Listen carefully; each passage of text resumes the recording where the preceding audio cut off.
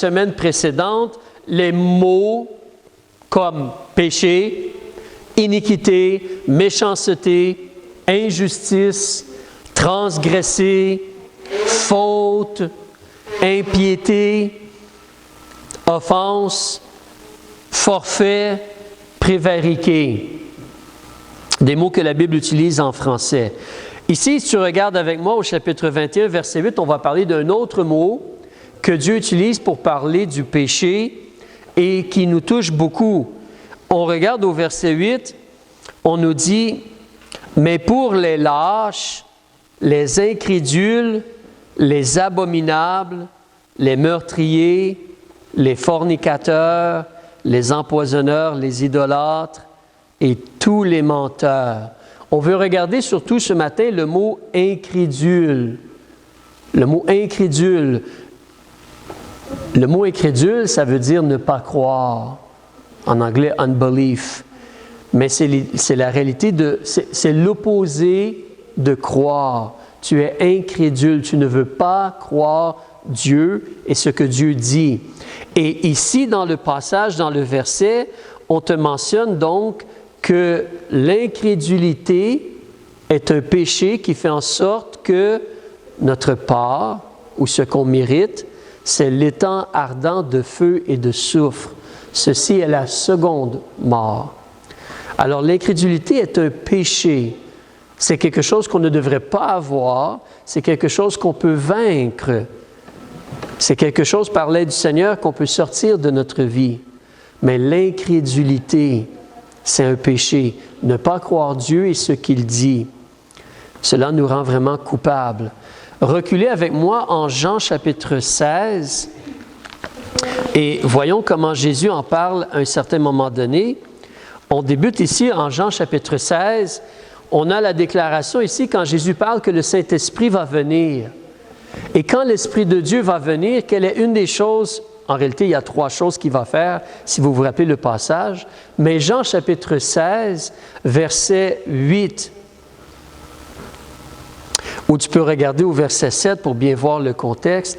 « Toutefois, je vous dis la vérité, il vous est avantageux que je m'en aille, car si je ne m'en vais, le Consolateur, le Saint-Esprit, ne viendra point à vous.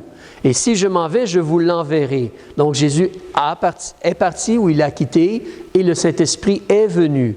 Et le Saint-Esprit, qu'est-ce qu'il fait quand il vient? Verset 8. « Quand il sera venu, il convaincra le monde de péché, de justice et de jugement. De péché, selon le verset 9, parce qu'il ne croit point en moi. » Alors, tu vois le lien ici. L'être humain est convaincu qu'il est dans la désobéissance, qu'il est dans le péché, parce qu'il ne croit pas en Jésus. On peut le voir de plus qu'une façon, mais en réalité, si on n'a pas Jésus comme notre Sauveur, nos péchés demeurent sur moi. Nos péchés demeurent sur nous. Je devrais dire plutôt au pluriel. Mais le péché que l'on fait, il est là, Dieu le voit. Jésus efface le péché. Jésus enlève le péché, comme on a vu.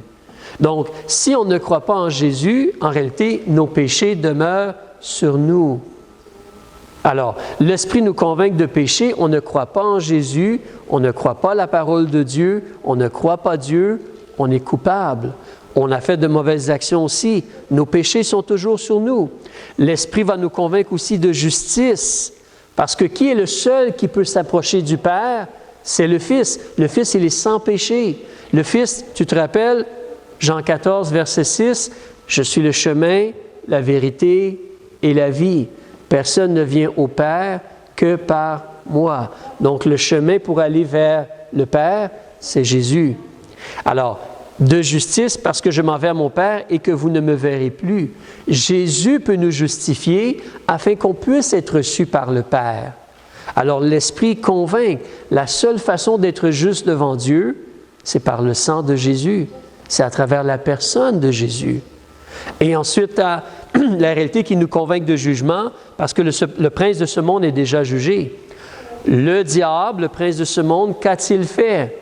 Il a choisi d'être rebelle, orgueilleux, vouloir prendre la place de Dieu. Il a choisi la méchanceté, la violence, Donc, il a été rebelle envers Dieu et le péché est jugé. Le prince de ce monde est déjà jugé. On a vu ensemble qu'est-ce qui attend le diable? Le feu éternel. Le feu éternel a été créé pour le diable et ses anges. On a vu cela ensemble dans les études précédentes. Mais l'Esprit convainc les gens de péché parce qu'ils ne croient pas en Jésus. Si tu recules en Jean chapitre 3, Jésus parle encore de l'incrédulité. Jean chapitre 3, et tu connais, on commence au verset 16, on connaît bien ce verset-là, mais on va lire un peu après le verset 16. Alors Jean chapitre 3, si tu veux reculer avec moi, je vous donne quelques secondes. On va débuter au verset 16 que l'on connaît bien. Mais remarquez ici, on va parler de ne pas croire Dieu, de faire comme Dieu menteur. Alors, verset 16. « Car Dieu a tant aimé le monde qu'il a donné son Fils unique, afin que quiconque croit en lui ne périsse point, mais qu'il ait la vie éternelle. Car Dieu n'a point envoyé son Fils dans le monde pour condamner le monde, mais afin que le monde soit sauvé par lui. » Verset 18. « Celui qui croit en lui n'est point condamné, mais celui qui ne croit point, être incrédule. Celui qui ne croit point, il est déjà condamné, parce qu'il n'a pas cru au nom du Fils unique de Dieu. » Alors, ne pas croire Dieu, ne pas croire qui Dieu est, ne pas croire ce que Dieu dit, ne pas croire les avertissements de jugement de la part de Dieu, on est déjà coupable. On est déjà comme condamné. Le seul qui peut nous délivrer de la condamnation, c'est Jésus-Christ. Et Jésus-Christ veut faire cela. Mais si tu ne crois pas, tu es déjà condamné. Verset 19. Les gens font un choix. Et la cause de cette condamnation, c'est que la lumière, elle est venue dans le monde.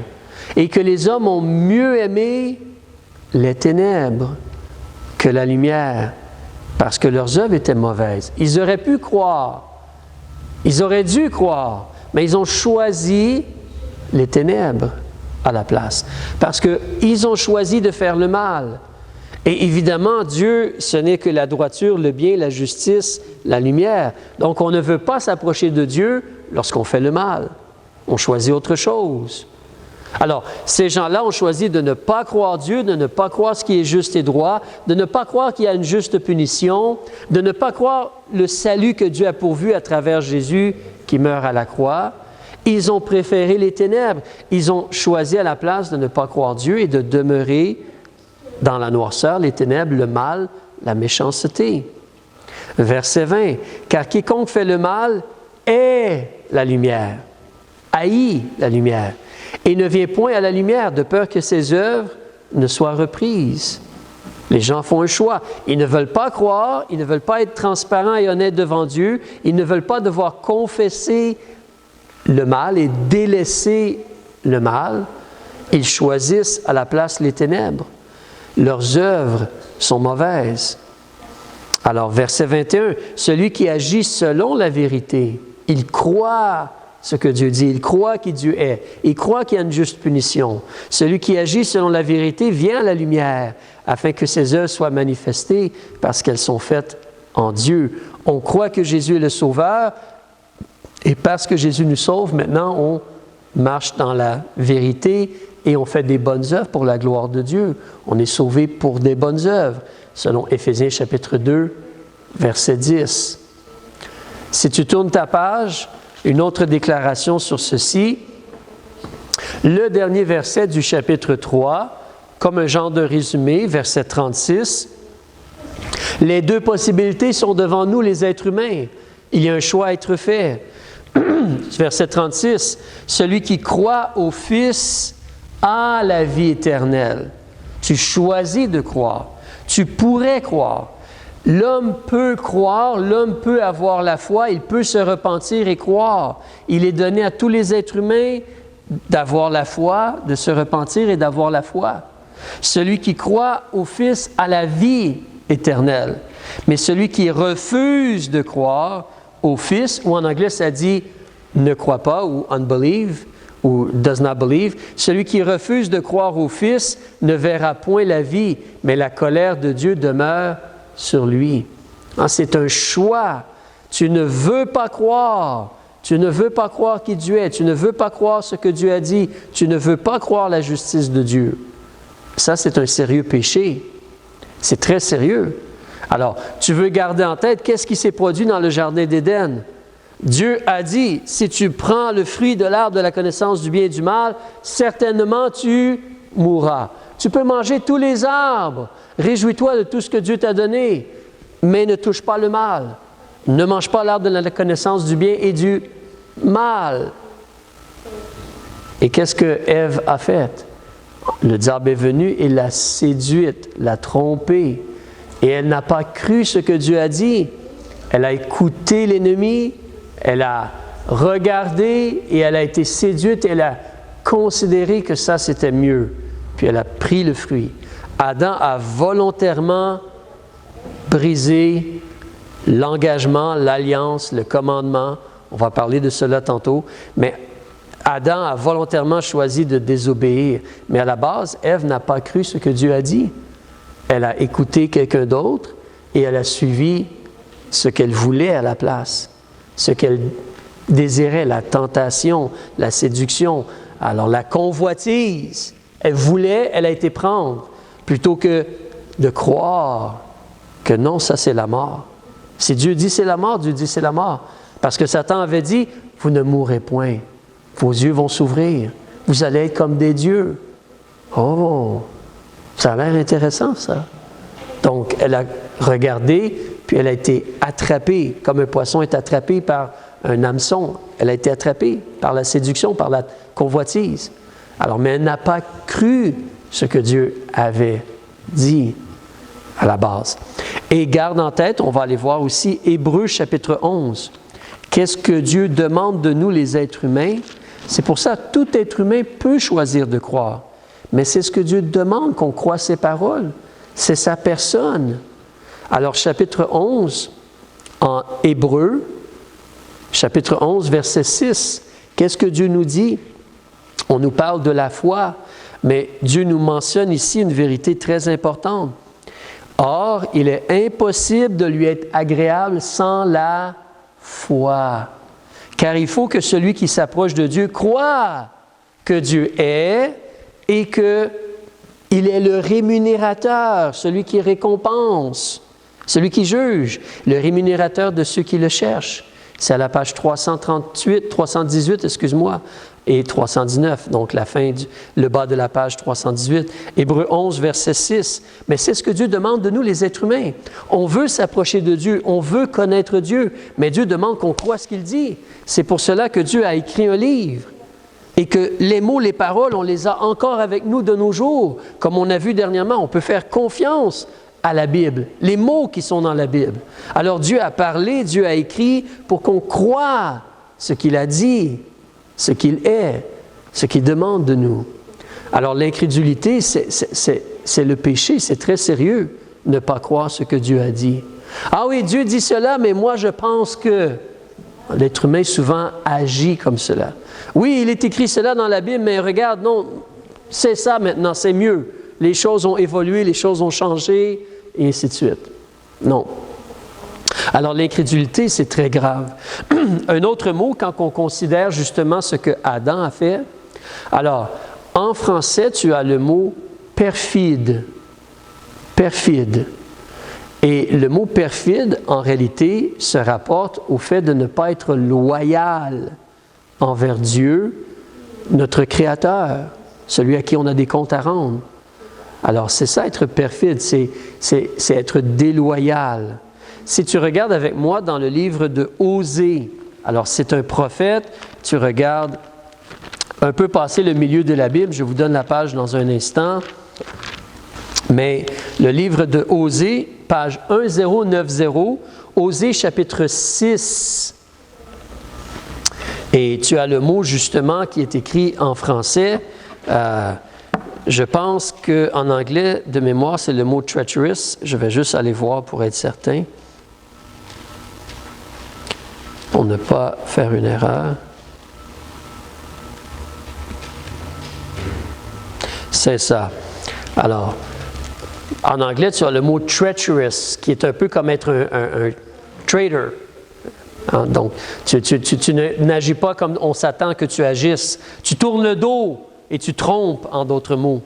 Tu n'es pas loyal. Donc, alors, en français, tu as le mot foi, faith en anglais. Mais le mot foi en français, parce que le français vient du latin. En latin, c'est fides. Alors, foi, fides. Et c'est là qu'en français, en réalité, quand tu parles d'être fidèle, c'est d'être plein de foi, d'agir selon ton engagement, selon ta promesse, d'être loyal. Et quand tu es perfide, tu n'as pas de foi. Tu agis contraire à ce que tu as dit que tu ferais. Tu n'es pas digne de confiance. Tu es déloyal. Tu tournes le dos, tu trompes. Tu n'es pas fidèle, tu n'es pas fiable. Alors tu as cette réalité-là. Donc ici au chapitre 6 et au verset 7, on a même Adam est mentionné. On te dit, mais comme Adam, ils ont transgressé, ils ont été au-delà de ce que Dieu permettait. Ils ont transgressé l'alliance. Ils ont dépassé la clôture, ils ont sauté la clôture. Ils ont transgressé l'alliance. Ils ont agi perfidement contre moi. Dieu s'attendait à ce que les êtres humains le respectent, l'aiment, l'écoutent, l'obéissent. Comme tu t'attends à ce que ton enfant t'écoute et fasse le bien et obéisse et ainsi de suite. Comme tu t'attends à ce que ton parent fasse le meilleur pour toi et s'occupe de toi parce que c'est ton parent. Alors on s'attend à cela. Donc, mais ici, les gens, on te parle d'Israël ici surtout, mais Israël ont donc été déloyaux envers leur Dieu. Ils ont agi avec perfidie. Ils n'ont pas agi comme ils s'étaient engagés à agir. D'accord, tu es notre Dieu éternel, Jéhovah. On va vivre comme tu demandes de vivre. Mais ils n'ont pas fait cela. Ils n'ont pas fait cela. Et c'est un peu similaire pour toi et moi. On reçoit Jésus comme notre Sauveur et on veut l'aimer. On veut vivre selon ses enseignements et ses vérités. On ne veut pas être déloyal ou infidèle dans ce sens-là. Mais on te parle donc d'être perfide et de ne pas respecter son engagement ou ce que Dieu demande de nous. Il y a un autre mot qu'on va regarder maintenant, le mot désobéissance. Ça, on comprend cela, on connaît cela. Alors, ne pas obéir, c'est le péché. Ne pas obéir aux enseignements de Dieu, c'est désobéir, c'est péché. Regarde avec moi Romains chapitre 5. Romains chapitre 5, verset 19. Encore à la base, on débute avec Adam. Donc, Adam, volontairement, a brisé son alliance envers Dieu ou avec Dieu. Il a mangé ce que Dieu lui avait dit de ne pas manger. Il avait le droit de tout prendre ce qu'il y avait autour de lui et de se réjouir de toute la création de Dieu. Mais il a choisi à la place de manger l'arbre de la connaissance du bien et du mal. Et lui n'a pas été séduit, il a juste volontairement choisi de faire cela. Mais Romains chapitre 5, verset 19, on te parle un peu de cela, mais on utilise le mot désobéissance ici. On te dit au verset 19, à la page 218, « Comme par la désobéissance d'un seul homme, plusieurs ont été rendus pécheurs. Ainsi, par l'obéissance d'un seul, plusieurs seront rendus justes. » Donc, il y a deux personnages mentionnés. Un seul homme, sa désobéissance à ce monsieur-là a fait en sorte que tous les êtres humains sont devenus pécheurs. Vous avez deviné de quel être humain est-ce qu'on parle? Qui a fait cela? C'est Adam. Par la désobéissance de monsieur Adam, tous les êtres humains sont devenus pécheurs. Et par l'obéissance d'un autre personnage, maintenant plusieurs peuvent être rendus justes. Qui est ce personnage-là qui a obéi et qui peut nous justifier devant Dieu? C'est Jésus. Jésus a obéi à son Père et a été prêt à donner sa vie en rançon, verser son sang. Parce que lui a obéi, nous sommes rendus justes. Et ça, c'est vraiment important à comprendre parce que c'est la réalité de Dieu et du message de Jésus. Nous, les êtres humains, nous savons désobéir, nous sommes injustes. Nous sommes pécheurs, nous sommes désobéissants. Mais Dieu a agi pour nous justifier. Et c'est là le danger. Qu'est-ce que les religions vont faire généralement? Ils vont nous dire de suivre une façon de vivre ou de suivre des commandements pour essayer de devenir juste devant Dieu. Et donc les religions nous parlent de nous-mêmes avoir notre justice pour que Dieu nous accepte et Dieu nous reçoive. Comme si on travaille pour être reçu par Dieu, on travaille pour gagner notre ciel. Mais le message de Jésus, c'est l'opposé de cela. C'est lui, Jésus, il a été obéissant, il n'a jamais péché, il a donné sa vie en rançon comme le Père a demandé. Vous vous rappelez, quand il était sur le point d'être arrêté, qu'est-ce qu'il a dit? Pas ma volonté, mais la tienne, Père. Éloigne cette coupe de moi, mais pas ma volonté, mais la tienne. Donc Jésus s'est soumis au plan de Dieu le Père, que lui, qui est parfait, paie pour moi qui est imparfait. Et puisque lui a obéi et puisque lui est parfait, à travers lui et son obéissance à lui, je deviens juste.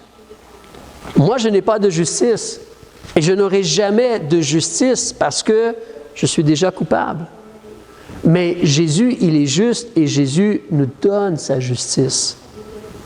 Lui, il a agi pour que nous, on puisse devenir justes.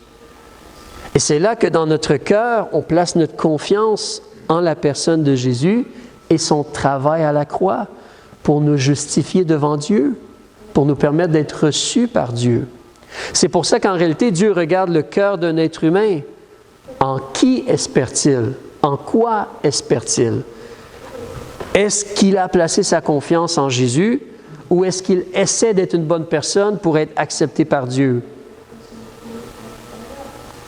La vérité de Dieu et le plan de Dieu et le message de Dieu, c'est que dans son amour et dans l'amour de Jésus, ils ont tout fait pour qu'on puisse devenir juste. Il nous demande de nous repentir, de confesser nos péchés et de placer notre confiance en Jésus. Mais par l'obéissance d'un seul, plusieurs sont rendus justes. C'est son obéissance à lui, ce n'est pas la mienne, ce n'est pas la tienne. C'est l'obéissance de Jésus qui nous justifie. C'est lui qui nous justifie. On va regarder une dernière chose, la rébellion. La rébellion. Dieu parle du mot rébellion, ou Dieu utilise le mot rébellion pour parler de péché. Alors, vous savez probablement, une rébellion, c'est lorsqu'on se révolte contre l'autorité. Et rappelons-nous, qu'est-ce que Satan a fait? Il a voulu prendre la place de Dieu. C'est de la rébellion. Alors, c'est pour ça que certains ont déjà dit à un moment donné, c'est quoi la racine du péché? La racine du péché. Vous connaissez peut-être le verset en Timothée qui nous dit que la racine de tous les maux, c'est l'amour de l'argent. The root of all evil, the love of money. OK, mais c'est quoi la racine du péché? What is the root of sin? C'est quoi la racine du péché? Et la racine du péché, c'est la rébellion. C'est la rébellion.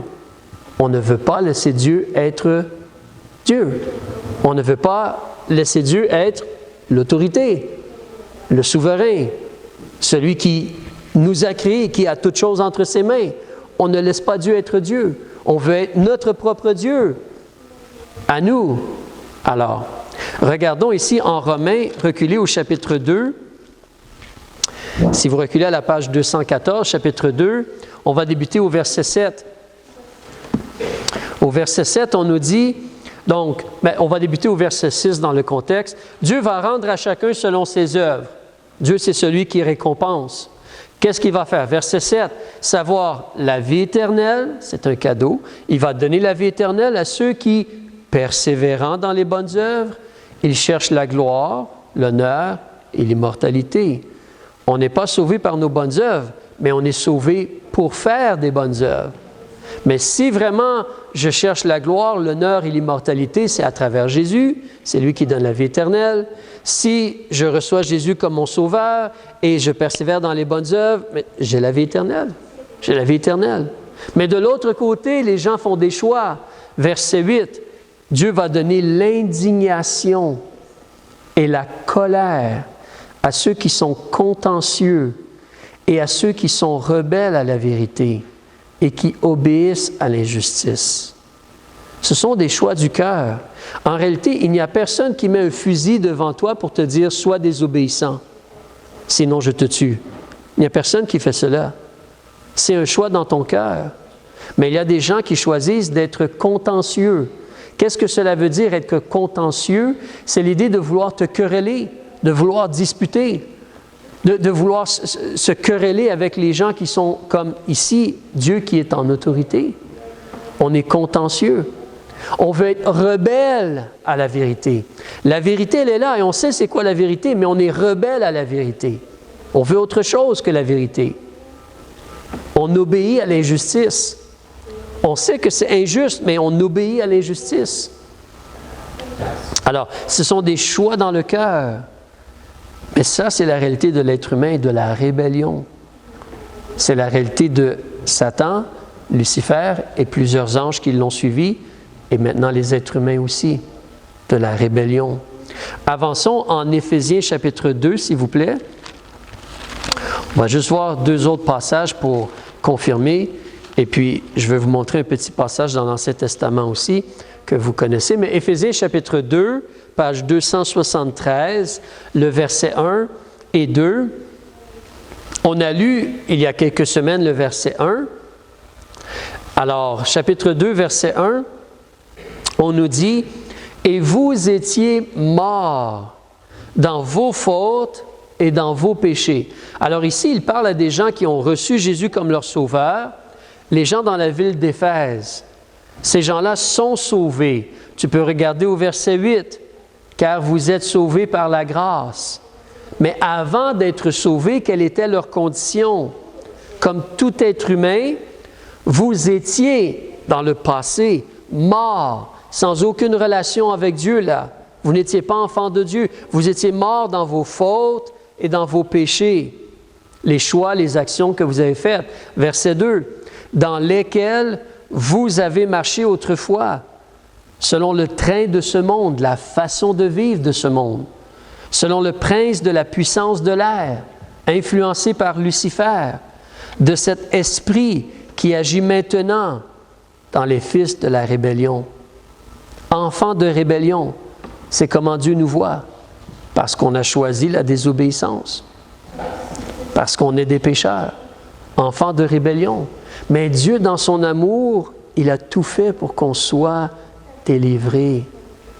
Délivré du jugement et délivré de la rébellion aussi, pour apprendre à être obéissant à la place. Si tu avances un petit peu en Colossiens, donc après Éphésiens, tu as Philippiens, puis Colossiens, une phrase est similaire, Colossiens chapitre 3. Colossiens chapitre 3. Donc, lorsque Dieu voit l'être humain, ce sont des enfants de rébellion. Notre Père, c'est comme celui qui a débuté la rébellion, Lucifer. Alors, chapitre 3 en Colossiens, verset 6. « Car c'est pour ces choses que la colère de Dieu vint sur les enfants de rébellion, dans lesquels vous aussi vous avez marché autrefois, lorsque vous viviez en elle. » Alors, l'être humain sans Jésus, c'est la rébellion envers Dieu, la rébellion envers la personne et l'autorité de Dieu. Mais à travers Jésus, on peut être pardonné et on devient enfant de Dieu, l'Esprit de Dieu vient habiter en nous et on apprend à obéir, on apprend à se soumettre à Jésus. Alors reculons, une dernière chose concernant la rébellion, un passage que généralement ceux qui lisent la Bible connaissent très bien. Alors si tu commences à lire la Bible, tu vas le lire un jour, mais 1 Samuel chapitre 15, ça se trouve dans l'Ancien Testament, une déclaration qu'un prophète a faite de la part de Dieu. 1 Samuel chapitre 15, on va débuter au verset 22. Et on veut comprendre un peu le contexte, tu le connais peut-être, mais Dieu a établi ou fait établir un nouveau roi, Saül, et Dieu a demandé à Saül d'aller frapper et punir des gens qui doivent être jugés et punis, les Amalécites, et il envoie donc Saül. Saül doit tout exterminer, tout détruire, tout tuer. Et Saül et le peuple choisit de ne pas obéir à Dieu, mais de juste détruire ce qu'ils n'aiment pas ou ce qui n'est pas bon, ou ce qui pour eux n'ont pas de valeur. Ce qui a une valeur pour eux, on le garde. Alors, ils n'obéissent pas à Dieu. Donc, ils auraient dû détruire tout le peuple, tous les animaux du peuple, mais ils ont gardé le roi en vie, ils ont gardé certains animaux en vie, et ainsi de suite. Donc, verset 22, quand Samuel le prophète, justement, Dieu parle à Samuel, vous connaissez l'histoire, mais Samuel le sait, Samuel il va confronter, Saül avec la situation. Samuel dit à Saül, donc, « L'Éternel prend-il plaisir aux holocaustes et aux sacrifices comme à ce qu'on obéisse à la voix de l'Éternel. » Qu'est-ce que Dieu aime le plus? Que tu écoutes et obéisses à la voix de Dieu ou que tu fasses des cadeaux à Dieu, des sacrifices à Dieu, que tu donnes à Dieu des choses?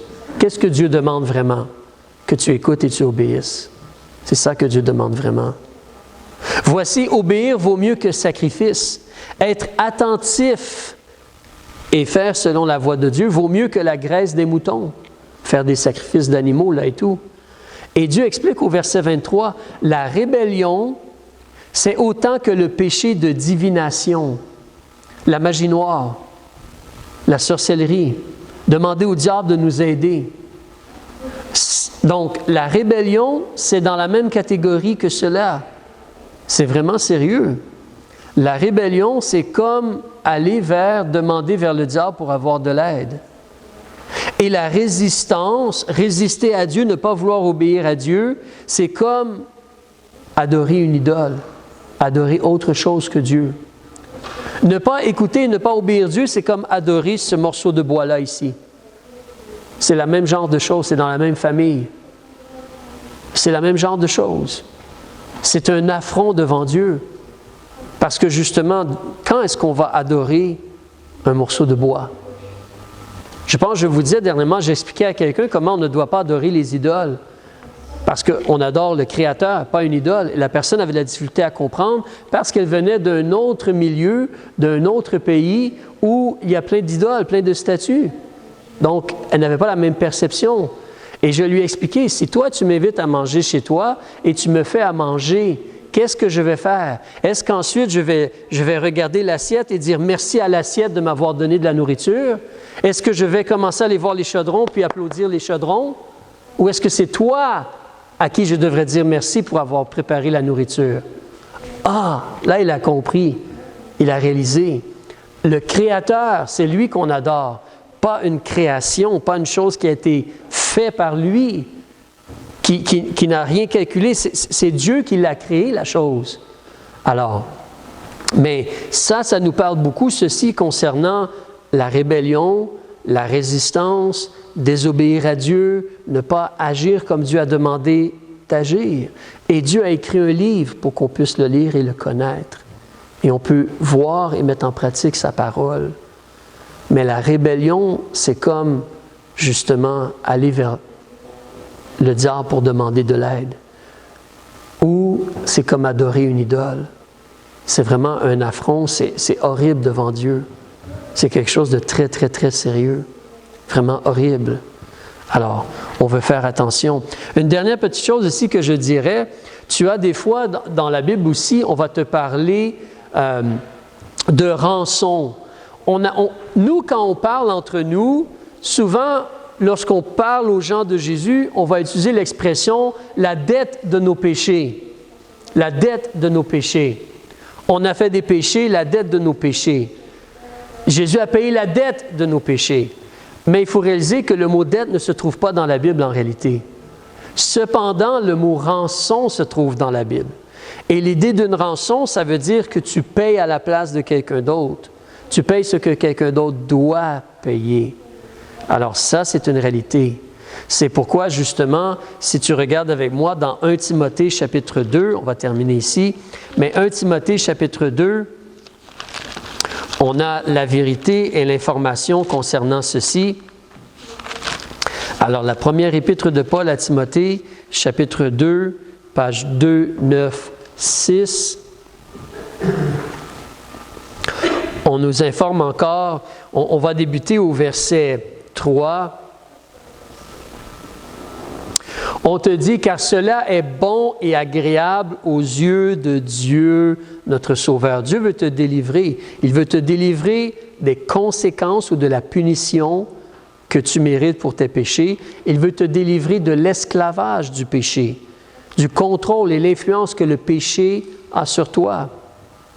Donc, cela est bon et agréable aux yeux de Dieu, notre Sauveur, qui veut que tous les hommes, tous les êtres humains soient sauvés et qu'ils parviennent à la connaissance de Dieu, connaître Dieu. Car il y a un seul Dieu et un seul médiateur entre Dieu et les hommes, Jésus-Christ. Le seul qui peut faire la paix entre nous et Dieu, ce ne sont pas le baptême ou les bonnes œuvres ou être fidèle ou lire la Bible ou être une bonne personne religieuse ou une bonne personne morale. La seule chose qui peut nous réconcilier avec Dieu, c'est Jésus-Christ, son sacrifice, son sang versé. Parce que lui peut vraiment prendre tous nos péchés et toute notre punition. Il a déjà pris cela sur lui. Il a déjà été frappé pour payer toute la rançon. Donc, il y a un seul Dieu il y a un seul Dieu et un seul médiateur entre Dieu et les hommes, Jésus-Christ, homme, qui s'est donné lui-même en rançon. Il a payé pour tous. C'est là le témoignage rendu en son propre temps. Et c'est à l'être humain d'accepter ce témoignage-là. Donc, il y a un choix. Il y a ton cœur. Tu peux avoir un cœur sincère, un cœur soumis. Ou tu peux avoir un cœur têtu et un cœur rebelle. Ne pas croire Dieu, être déloyal envers Dieu, être rebelle envers Dieu, être désobéissant envers Dieu. Ou tu peux choisir à la place de croire ce que Dieu dit et recevoir la vie, recevoir le pardon, recevoir la vie éternelle et recevoir la délivrance de l'esclavage du péché. Mais gloire à Dieu, il y a Jésus, il y a le sang de Christ pour vaincre le péché et vaincre la punition ou être délivré de la punition qu'on mérite pour nos péchés. Mais c'est ça le combat, c'est ça la réalité qui est devant nous. Un personnage, Lucifer, s'est rebellé contre Dieu et maintenant il essaie de tenter et séduire les hommes vers la rébellion. On est pécheurs, on vit comme des pécheurs, mais on peut choisir de se repentir et de croire Dieu à la place. La lumière brille, l'information elle est dite, on peut choisir de se repentir et croire Dieu à la place. On va prier, Père, on veut te remercier.